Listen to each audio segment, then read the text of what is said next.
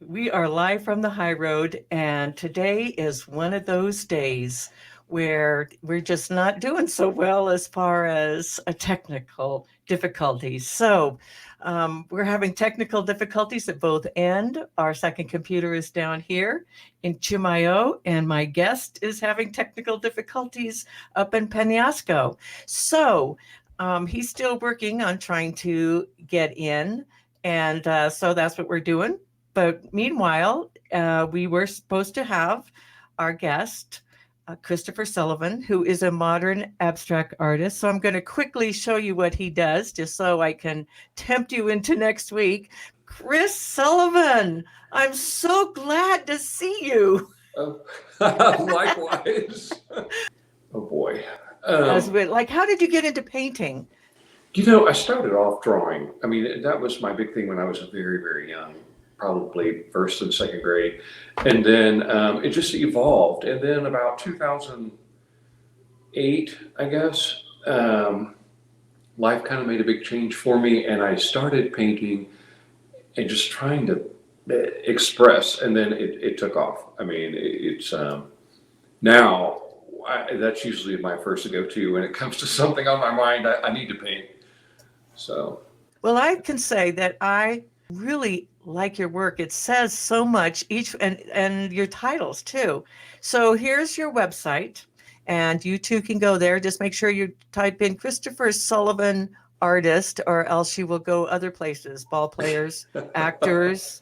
Do you start with the theme which you have written at the bottom or do you start with a title or do you just let it come out and then figure out what it's saying to you? I usually have something on my mind that I'm trying to kind of, I guess, work through of sorts, and or just how I'm feeling at the time. And most everything is introspective for me, um, but I see. I start with the kind of the texture and the depth of it, and then all of a sudden it all just starts to come. And so usually after the first sitting, once the texture's on, I'll know pretty much the title. And Ah, then I dream about them and think about it kind of right in between sleep and awake, either when I'm going to sleep or ah. when I wake up. And the colors will come at that point, and then I'll just kind of sit with it. Very often I'll take notes, just different things that are pertaining to that particular piece, and write it on a card or whatever, and I store it behind the canvas, in the frame. And then, because sometimes I'll have three or four pieces going at once. And so if I just want to refresh and revisit when I walk into the studio and kind of take me back to where I was thought wise, and then continue on, and the colors just come. All of your pieces are Yeah. just incredible as far as they're very different. Each one says something itself. Yeah, and I keep getting comments, especially like as we move from collection to collection, they're not all the same. I mean, the technique is the same and kind of how I arrive at it. But I think if you were looking at a group of my paintings, it would be hard to determine. I don't know. I've had people say I can't tell like that one. Oh, that's my favorite. Oh, that is really one of the most dear pieces I have to me. Uh, and it may be going to Santa Fe soon. I'm kind of excited about that. It's shown all over. Um, and it's one of those that captivates you too. It's not a real loud piece, but you can definitely feel it when you look at it. It's calm. Right, very. And it's called gratitude. And your style from painting to painting is so it's like you've approached it very in a unique way. And your colors. Now is this acrylic or oil? They're all oils. They are. Oh my goodness, the oil. And then this one looks like you just squirted it right out of the tube. That one was real interesting too. It on its very first showing, it found a new home, but it was an interesting piece. That one, it's a small piece. But it was real moving when you looked at it because I'm gonna back up a little bit. I was in a real bad car accident in 2014 that really changed my life. I couldn't speak for a couple months. I injured my shoulder. I wasn't able to paint with my right arm, and I've been left with spinal cord injuries that I battled.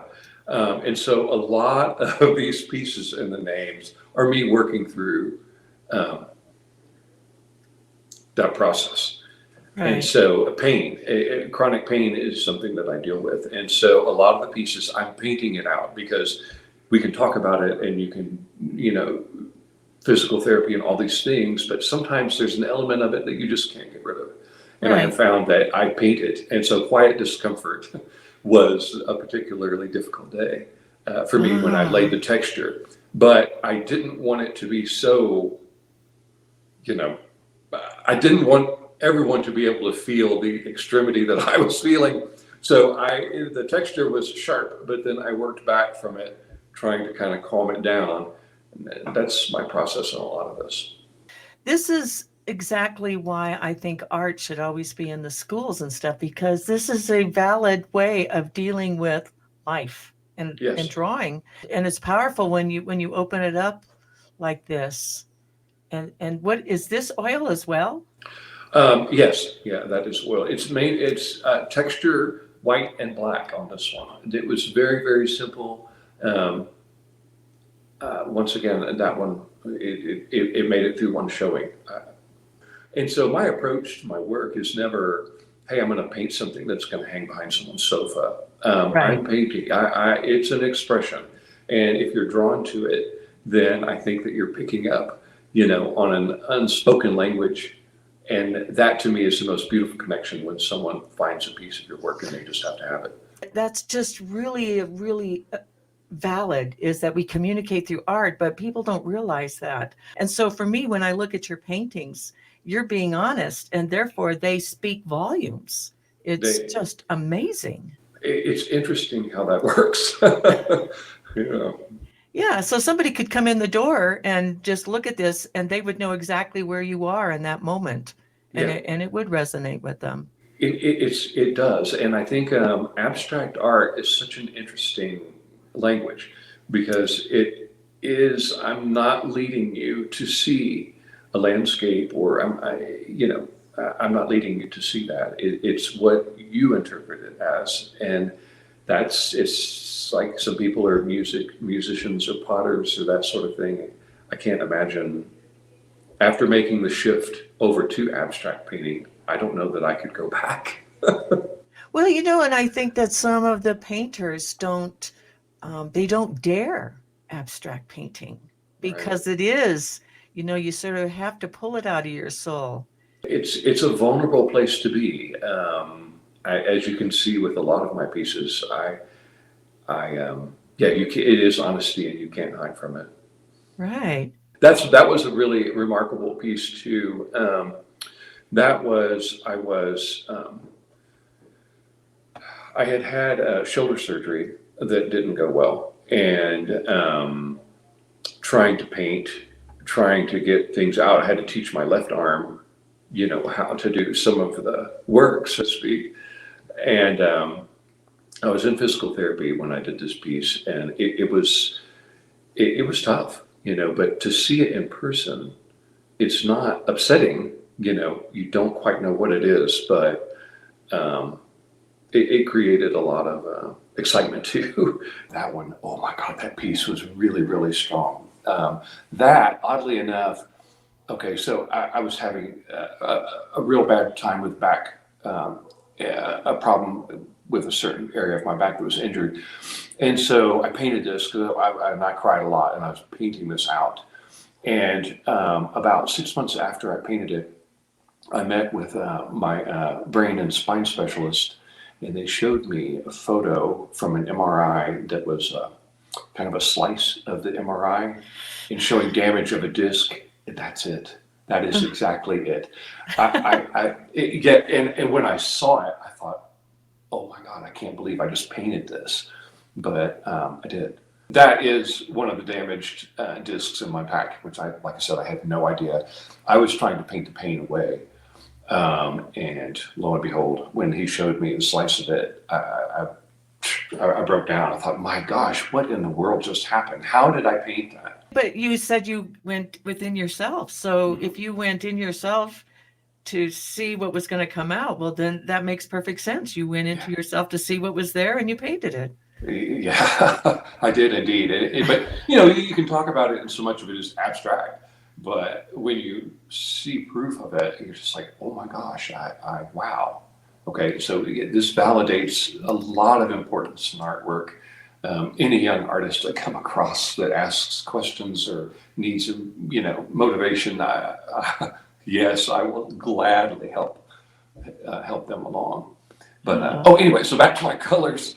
Um, I usually see a color, or a series of colors, and I'll just open up the drawer and pull them out, ah, and go with it. And a lot of times, to back it up quite a bit, I used to know an art professor for University of Houston, and I was just questioning things one day, and I went to him and I said, "Hey," I said, "what do you see when you paint? What is it that drives you to do and to choose your colors into these things? Just help me. What is it?" And he said, and I was shocked. He said, "Well, I envision it hanging over someone's fireplace, and I envision it being sold." And I thought, I I was hoping for something more profound than that. I was like, well, wow, that's not how I feel when I sit down and I choose colors. And uh, wow, okay. to me, it's got to be more than that. It It's does. got It to be does. more. Do you have an angry sister? Um, I do, unfortunately. Oh, but this is beautiful, though. I mean, It, there's a it, sort it, of a beauty. There's a beauty there. yeah, that piece is a 4 by 5 canvas, and it lives in Atlanta now. But I had lost my father, and we struggled through some times, and uh, yeah, I don't know. I had to paint it out. It was Well, months of that's me, it. Because you crying said, and just upset. And I was like, I've just got to turn this around. I've got to turn this into something positive for me, or it'll destroy my life. And so I right, painted this incredible painting, and it still garners a lot of attention. It's very moving. right. I think that when your choice to deal with pain and unfortunate incidents is through your art, and this is something that people should consider instead of drugs. I Yes. think. Oh my God. Yes. Oh my I God. mean, I Yes. mean, just to put it right out there. And I know when I used to teach art, I always said that I was the first person to know when something was wrong. It Hmm. could have been as simple as a dog dying, but it could have been a grandma dying too. But I could see it in their art right away. And to me, that's why everybody should have art, should have Oh it my right gosh. Yes. there. Oh my gosh. Yes. So this one's totally different. So this one's called the Inspiration Collection. Do you do a whole collection and then move on to another collection, or No, no, I do. I do. I'll start the collection and I'll say, this is what I feel like working on, or this is what I'm trying to, you know, get to. I need to get back to another plug. So the collections don't have the same number of pieces in them because I feel like once I've kind of achieved that, it's time to move on. And so that one, I had just relocated to rural Florida. I wanted to kind of a change. The light over there was really intriguing, and I would watch the storms come in across this lake, and it was hard for me to move. That was a difficult move for me, and so I struggled with it because I thought, well, this is kind of a good growth opportunity for me, but I don't know that I belong here, and so uh, this one was, like the first. But the colors, I was noticing the colors in the sky, and honestly, that was the sunlight and that sort of thing was one of the reasons I moved there. Um, and uh, then, of course, once I found and saw the light here, well, then there was no stopping me getting to the high road. oh, right, yes, of course, the high road is where it's at. We have beautiful light out here, and then this one is, this speaks totally different things. Yeah. Now that one I had just, once again, it was during that period I had just landed in Florida, and I thought, I've been building techniques, have been building colors, I've used different kind of approaches to my paintings, and so I thought, you know what, we're going to kind of combine everything into where I am right now, as far as typical palette, texture, and that sort of thing, and use this kind of as a jumping off point, and let's see what happens to my work. Let's see where we go from here. That's this piece. That's interesting because you're talking about you're discovering it's like, okay, what can I find out? And I'm going to paint it, and then I'm going to find out more about me. That's basically, Yes, yes. yeah. It's even I found that like with musicians, if you listen to an old school album, that was the series, that was the collection, and then the next album that came out was something completely different, but yet it was the same voice and the same, but it wasn't, and actually these are like albums with 10 or 12 songs on them in the olden days. That's a good comparison. Your collections are like albums. Yeah. This piece lives in Houston now. It's a 4x5. Was another large one. Right when I was working to kind of come back from my TBI and getting speech back, and I was having a problem with my left eye, and I couldn't describe. And I would see, my neurologist, and I was a whole host of physicians, and I was trying to explain to them, like, there is something behind this eye. It's like behind my left eye. There's something, because the vision shifted in it. I was having a hard time seeing and focusing and painting. And so I was like, and my neurologist he was remarkable. He said, just paint it for me, Chris, paint it. And so I painted it. And this is a piece, it showed at a gallery in Houston for a little while. This was the showstopper, because people couldn't figure out what it was, but they could feel it. So this is one of those you have to see in person to really get. But Well, I would say most of your art is that way. You definitely, I have to say that even though we're all stuck in behind a computer screen nowadays, that art is definitely better in person than it is on a computer screen. So when you show it, is this the title that you use, Behind the Eye? okay, it's been part of my process too, was to get through Right. this and to share it, because there are people that may not be able to talk about issues or problems that they may have in life, and if they can look at a painting and feel it and not feel alone, then it's success. That's powerful. I almost feel like crying just right just right there. It would be really interesting to see all of your work in the order that you painted it from first. Do you have record of it like that? So that we Um, can write the book someday? I think it would be very easy to see. This one, yeah. This piece was the first one that I did working with my left arm after losing mobility in my right one, or during that period. I mean, I can use it now, but there was a long period where I couldn't. And I was also having a hard time putting sentences together, and I was stuck in my head.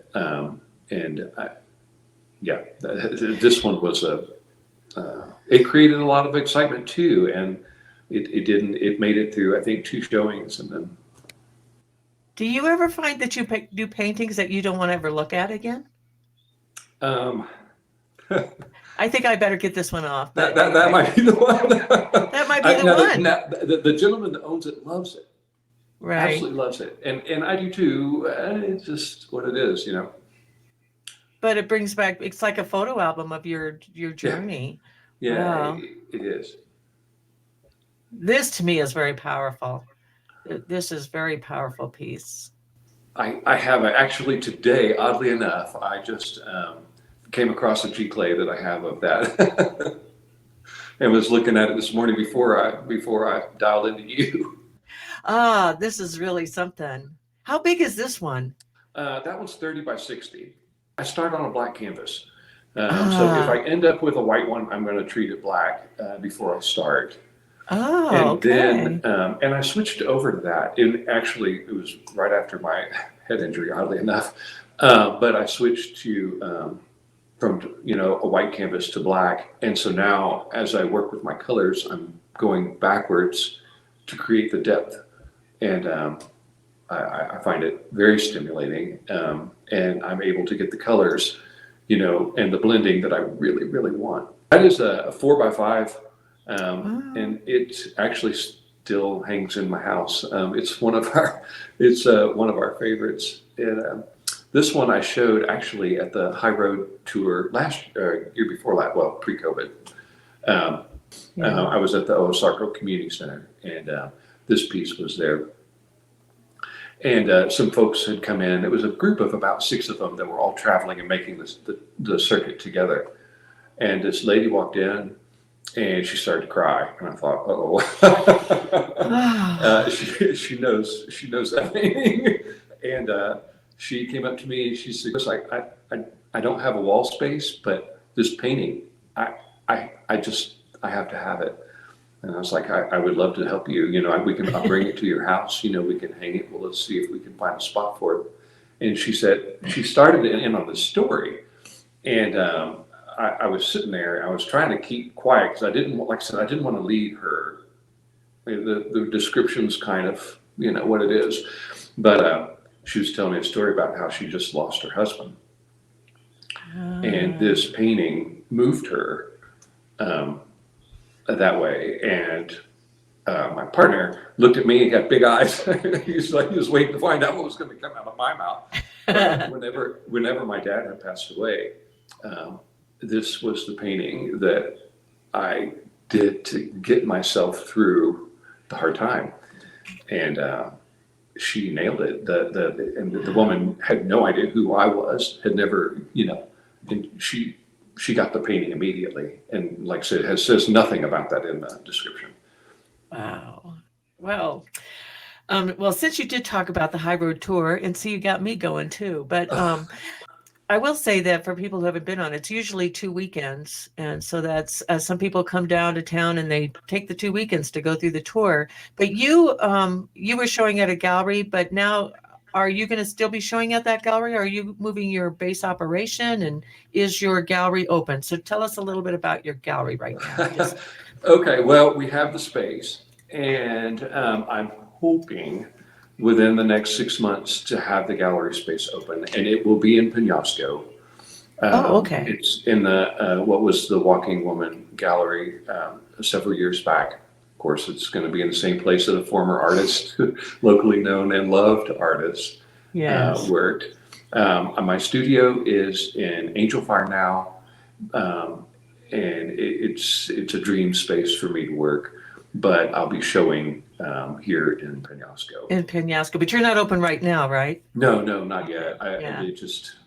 Well, that's a wonderful gallery. I always love coming in from the north from Taos. Your lights shine right in the window and all those paintings. So it is a beautiful spot. Okay. Yeah. I just want to make sure we did that before we moved on, since you brought it up. So, but right now, people could still email you and look at your work. And if they interested in buying something, it could contact you online. Yeah, that's really the best thing right now. And of course, I'll be happy to open up my studio to show what I'm working on. And then right now, our house looks more like a gallery than a home. Right. I would encourage anybody to go onto your website and just look at the collections. I actually have them all up here. This is one of your recent ones, correct? That one is. That was one of the first ones. One of the first 2 that I did after moving to New Mexico. This one, this was a real strong piece too.